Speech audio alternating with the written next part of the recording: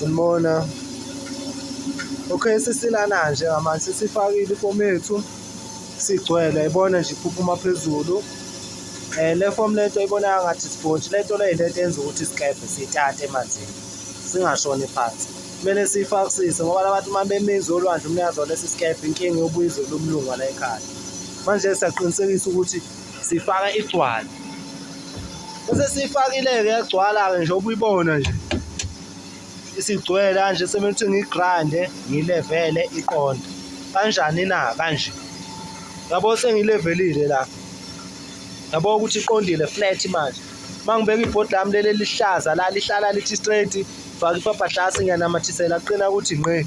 Sazoqhubeka-ke ngiyisahe ngiphinde ngiyisende ngalo mshini wami owenza ukuthi iqonde la, yabo iqonde la ibe flat. Kodwa-ke okunye sengiqondise kahle uzobona ngevidiyo elandelayo ukuthi kube sekukuhle kanjani.